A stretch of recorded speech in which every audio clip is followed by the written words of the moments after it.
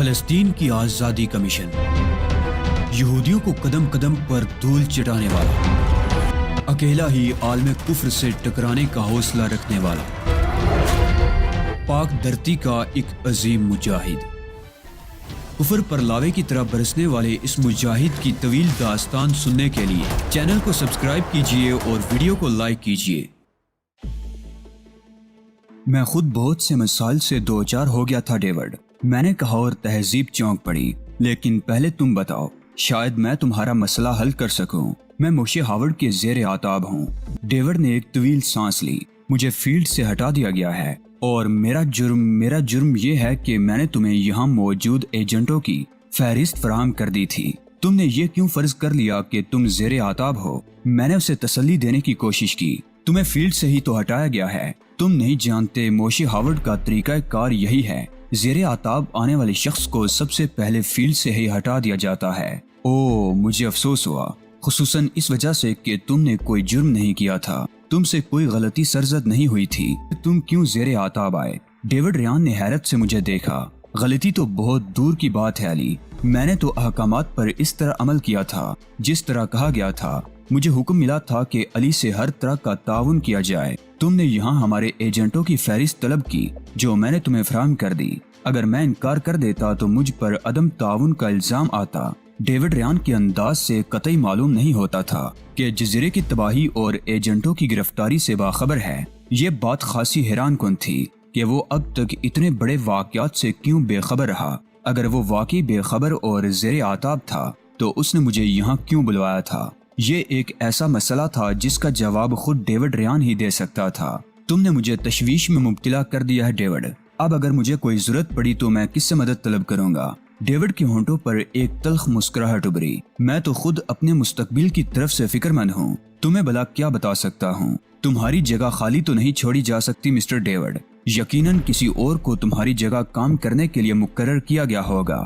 مجھے کچھ نہیں معلوم علی، مجھے تو بس یہ حکم ملا تھا کہ فوری طور پر ہوٹل چھوڑ کر یہاں منتقل ہو جاؤں، اور میں نے اس کی حرف بحرف تعمیل کی۔ اس کے بعد کیا ہوا مجھے کچھ نہیں معلوم۔ تو پھر تم نے مجھے یہاں کیوں بلوایا ہے؟ میں نے تیوریوں پر بل ڈالے۔ میں نے بلوایا ہے؟ ڈیوڈ نے حیرت سے کہا، پھر ہنسنے لگا۔ تم غلط فہمی کا شکار ہو گئے ہو علی۔ مجھے تو کچھ ہی دیر قبل فون پر بتایا گیا تھا کہ شاید تم یہاں آؤ گے، اور اگر تم یہاں آؤ تو مجھے تم سے کس طرح ملنا ہے۔ میں سوچ میں پڑ گیا۔ اب اس بات میں شبہ نہیں رہا تھا کہ میرے گرد جال بنا گیا ہے۔ مجھے پہلے سے ہی اس کا اندازہ تھا اور میں چاہتا تو اس میں الجھنے سے صاف بچ نکلتا، مگر میں تو رینڈل ہاورڈ کو الجھانا چاہتا تھا۔ ابھی وہ میرے خلاف کچھ بھی ثابت نہیں کر سکتا تھا۔ ڈیوڈ کے خلاف کارروائی سے یہ بات بہرحال پایا ثبوت کو پہنچ گئی تھی کہ رینڈل میری طرف سے مطمئن نہیں تھا۔ یہ تو بڑا پیچیدہ معاملہ ہے مسٹر ڈیوڈ۔ ان حالات میں ہمیں کیا قدم اٹھانا چاہیے؟ میں کیا کہہ سکتا ہوں علی؟ مجھے تو یہ بھی نہیں معلوم کہ تم یہاں تک کس طرح پہنچے۔ صبح ٹیریس محل سے نکلتے ہی میرا تعاقب شروع کر دیا گیا تھا۔ میں تمہارے ہوٹل پہنچا جہاں ہم دونوں نے چائے پی۔ جب بل آیا تو اس پر یہ پتہ ٹائپ کیا ہوا تھا اور آخر میں DR لکھا ہوا تھا، اور مجھے کانوں کان خبر نہیں کہ میرے نام سے کس قسم کی پیغام رسانی ہو رہی ہے۔ ڈیوڈ نے حیرت سے آنکھیں پھاڑ کر کہا، بہرحال ہمیں سوچنا پڑے گا کہ ہم کس قسم کے حالات میں گر گئے ہیں، اور اب ہمارا آئندہ قدم کیا ہونا چاہیے۔ ہم کیا قدم اٹھا سکتے ہیں علی؟ ہمیں تو وہی کرنا ہوگا جس کا ہمیں حکم ملے گا، خواہ اس کا نتیجہ ہماری موت کی صورت میں ہی کیوں نہ نکلے۔ میں نے تلخی سے کہا، معاف کرنا ڈیوڈ، میں اپنی زندگی یوں داؤ پر نہیں لگا سکتا۔ تمہاری باتوں سے بغاوت کی بو آ رہی ہے علی۔ جس نظریے کے لیے ہم کام کر رہے ہیں اس میں ہمیں اپنی زندگی کے بارے میں سوچنے کا کوئی اختیار نہیں ہے۔ مجھے تم سے اختلاف ہے ڈیوڈ۔ میرا نظریہ یہ ہے کہ آدمی سے اگر کوئی غلطی ہو جائے تو اسے اس کی تلافی کرنے کا موقع بھی ملنا چاہیے۔ غلطیاں ہم سب سے ہوتی ہیں، اور اگر خاطر خواہ موقع ملے تو آدمی اپنی کارکردگی کو بہتر بھی کر سکتا ہے۔ کسی کو اس کی کسی غلطی پر اگر سزائے موت دے دی جائے تو کیا اس طرح کسی نقصان کی تلافی ہو سکتی ہے؟ اگر نہیں تو پھر سزائے موت کا کیا جواز ہے؟ تمہارا معاملہ اور ہے علی۔ ڈیوڈ نے ایک ٹھنڈی سانس لی۔ ہم نے تو تنظیم کے لیے جینے مرنے کا حلف اٹھا رکھا ہے، ہم مجبور ہیں، مگر میں مجبور نہیں ہوں ڈیوڈ، میں جا رہا ہوں۔ تم خود ہی اپنی زندگی کے دشمن ہو گئے ہو تو کوئی اور تمہارے لیے کیا کر سکتا ہے؟ میرے ساتھ ساتھ تہذیب بھی اٹھ کھڑی ہوئی تھی۔ میرے اس طرح اٹھنے پر ڈیوڈ کے چہرے پر الجھن کے آثار نظر آئے۔ تمہیں یہاں بلائے جانے کا کوئی نہ کوئی مقصد تو ضرور ہوگا۔ اس نے کہا اگر مقصد ہوتا تو اب تک سامنے آ چکا ہوتا یا ممکن ہے اب سامنے آ جائے۔ میں نے بے پرواہی سے کہا اور واپسی کے لیے پلٹ پڑا، لیکن عین اسی لمحے ٹیلی فون کی گھنٹی بجی اور میں رک گیا۔ ڈیوڈ نے ریسیور اٹھایا اور دوسری طرف سے کہی جانے والی بات سن کر ریسیور میری طرف بڑھا دیا۔ میں نے اسے ریسیور لے کر کانوں سے لگایا اور ہیلو کہا۔ دوسری طرف رینڈل خود تھا۔ میں تمہاری عظمت کا قائل ہو گیا علی، رینڈل طنزیہ لہجے میں کہہ رہا تھا۔ تم بڑی صفائی سے ہماری آنکھوں میں دھول جھونک کر نکل گئے۔ تمہیں معلوم ہے میں یہ انداز گفتگو برداشت کرنے کا عادی نہیں ہوں۔ میں نے سرد لہجے میں کہا برداشت تو ہم نے کیا ہے علی، جزیرے کی تباہی سے کروڑوں ڈالر کا نقصان ہوا ہے اور سینکڑوں قیمتی جانوں کا اتلاف ہوا ہے جس کا کوئی بدل نہیں۔ تمہارے انداز سے یوں لگ رہا ہے جیسے ان نقصانات کا ذمہ دار تم مجھے سمجھ رہے ہو۔ تم تو بہت معصوم ہو علی، میری کیا مجال کہ تمہیں ذمہ دار ٹھہراؤں، خواہ وہ ہمارے ان 250 ایجنٹوں کی گرفتاری کا ہی معاملہ کیوں نہ ہو جن کی فہرست تمہیں ڈیوڈ گدے نے فراہم کر دی تھی۔ ہاں، ان سب باتوں کے ذمہ دار تم خود ہو موشے ہاورڈ، میں نے بڑے خراب لہجے میں کہا۔ نکیتا کو میرے ساتھ بھیج کر تم نے جو غلطی کی تھی یہ اس کا نتیجہ ہے۔ میں تنہا رہ کر کام کرتا تو کبھی یہ نوبت نہ آنے پاتی، لیکن نکیتا نے اپنی حماقت سے صہیونی مفادات کو جو نقصان پہنچایا ہے اس کی تلافی شاید کبھی نہیں ہو سکے گی۔ جانی اور مالی نقصان کے علاوہ یہ خسارہ الگ ہے، تم میری طرف سے بدگمان ہو گئے۔ بہت ہلکا لفظ استعمال کر رہے ہو علی، رینڈل نے طنزیہ لہجے میں کہا۔ ہمیں یقین ہے کہ جو کچھ بھی ہوا ہے اس کے واحد ذمہ دار تم ہو۔ اگر میں نے ہلکا لفظ استعمال کیا تھا تو نکیتا کا جرم اور بھی زیادہ سنگین ہو گیا۔ اس کی حماقت سے تمہیں یہ غلط یقین ہوا ہے اور یہ ایک مستقل نقصان ہے۔ میری دانست میں نکیتا نے ہم پر جو احسان کیا ہے ہم اس کا بدلہ کبھی نہیں چکا سکیں گے، اگرچہ اس کے عوض ہمیں بھاری نقصانات سے دوچار ہونا پڑا ہے۔ جب تم ایک فیصلہ کر چکے ہو تو اس کے بعد مزید گفتگو کی گنجائش نہیں رہ جاتی۔ تم شوق سے مجھے مجرم گردانتے رہو، مجھے کوئی پرواہ نہیں ہے۔ یہ سب کچھ سوچنا اب میری درد سر ہے کہ تم مجرم ہو یا نہیں۔ ابھی میں نے فیصلہ نہیں کیا ہے، پہلے تم نکیتا سے بات کراؤ۔ نکیتا یہاں کہاں ہے؟ میں نے بڑے سکون سے کہا۔ میرے ساتھ تو تہذیب مالکم ایکس ہے، کہو تو اس سے بات کرا دوں۔ کیا کہہ رہے ہو علی؟ رینڈل کی آواز میں بے پناہ حیرت تھی۔ تہذیب گوٹے ہل کیسے پہنچ گئی؟ وہ تو بڑھ کے ساتھ جزیرے پر تھی۔ اس کا صحیح جواب تو جنرل ٹیریس ہی دے سکے گا موشے ہاورڈ۔ میں تو اتنا ہی بتا سکتا ہوں کہ نکیتا اب جنرل ٹیریس کی قید میں ہے، اس کے باوجود تم اپنی بے گناہی پر مصر ہو۔ رینڈل نے طنزیہ لہجے میں کہا۔ تم نے مجھے گرفتار کرانے کے علاوہ کیا کسر چھوڑی ہے علی؟ سچی بات تو یہ ہے کہ گوٹے ہل میں موجود ایجنٹوں کی گرفتاری کی خبر بھی مجھے تم سے ہی ملی ہے، ورنہ اس سے قبل مجھے ان کے بارے میں کچھ بھی معلوم نہیں تھا۔ تم بہت معصوم آدمی ہو علی، مجھے تمہاری معصومیت پر رشک آ رہا ہے۔ سب کچھ کرنے کے باوجود تم بے گناہ اور معصوم ہو۔ میں سوچ رہا ہوں تمہارے ساتھ کیا سلوک کیا جائے کہ تم پوری دنیا کے لیے عبرت کی تصویر بن جاؤ۔ تم نے یک طرفہ فیصلہ کیا ہے موشے ہاورڈ، تم سے مجھے یہ توقع نہیں تھی۔ یا تو میری شخصیت شک و شبے سے بالا تر ہونی چاہیے، ورنہ تمہاری مشینیں ناقابل اعتبار قرار پائیں گی۔ اگر تم پسند کرو تو میں بتاؤں کہ واقعات کس طرح پیش آئے اور میں کتنا بے بس ہو گیا تھا، اور اگر تم نہیں سننا چاہتے تو یاد رکھو کہ میں تمہارا دستے نگر نہیں ہوں، علیحدہ رہ کر بھی کام کر سکتا ہوں۔ میں جانتا ہوں، موشے ہاورڈ نے سرد لہجے میں کہا۔ تم اپنی صفائی میں جو چاہو کہہ سکتے ہو، لیکن تم مجھے دھوکہ نہیں دے سکو گے۔ دھوکہ ہی دینا ہوتا تو میں یوں خالی ہاتھ یہاں نہ چلا آتا، میں نے کہا، اور اس کے بعد میں نے رینڈل کو مختصراً ساری صورتحال سے آگاہ کر دیا۔ ڈیوڈ ریان حیرت سے آنکھیں پھاڑے میری باتیں سن رہا تھا۔ یہ ایک اتفاق تھا جس کے تحت میرے اور نکیتا کے درمیان ہونے والی گفتگو ریکارڈ ہو گئی۔ پھر جنرل ٹیریس نے مجھے دھوکے سے تہہ خانے میں بند کر دیا۔ اس کے آدمیوں نے بریف کیس میں سے تمہارے ایجنٹوں کی فہرست برآمد کر لی تھی۔ یہ تو محض میری خوش قسمتی ہے کہ جنرل کو یقین آ گیا، ورنہ میں تو تقریباً مایوس ہی ہو گیا تھا۔ تمہاری ساری باتوں پر یقین کر لیا جائے تب بھی یہ سوال اپنی جگہ برقرار رہے گا کہ تم نے جزیرے کی نشاندہی کیوں کی؟ تمہارا دماغ تو نہیں خراب ہو گیا؟ میں نے جھنجھلا کر کہا۔ میں نے جزیرے کی نشاندہی کب کی اور میں کر بھی کیسے سکتا تھا؟ میں تو خود اس جزیرے کے محل وقوع سے ناواقف تھا۔ میں نے تو اس جزیرے کا تذکرہ ایک نامعلوم جزیرے کی حیثیت سے کیا تھا۔ اس کی دریافت کا سہرا بھی جنرل کے آدمیوں کے سر ہے۔ مجھ سے تو صرف ایک سوال کیا گیا تھا اور اس کے درست جواب کی بنیاد پر وہ لوگ جزیرے تک نہ صرف پہنچے بلکہ وہاں سے تہذیب اور بڑھ کو بھی چھڑا لائے، جبکہ میں توقع یہ کر رہا تھا کہ جزیرے پر قدم رکھنے والے بچ کر واپس نہیں آ سکیں گے۔ بلا شبہ یہ ہماری کوتاہی ہے، رینڈل نے کہا۔ सतह आब की हद तक हमारे इंतजामात मुकम्मल थे। हमने कभी सोचा भी नहीं था कि कभी इस जजीरे तक ज़ेरे आब भी पहुंचने की कोशिश की जाएगी। अब मुझे मेरा कसूर बता दो मोशे हावर्ड। जैसे ही मुझे मालूम हुआ कि डेविड रेयान गिरफ्तार नहीं हुआ, मैंने जनरल को उसकी गिरफ्तारी से यह कहकर रोक दिया कि वो मेरा शिकार है, उससे मैं खुद निमट लूंगा। ठीक है अली। रैंडल की तवील सांस लेने की आवाज आई। मामलात इस हद तक बिगड़ चुके हैं कि अब मैं किसी भी बात पर तस्दीक किए बगैर यकीन नहीं कर सकता।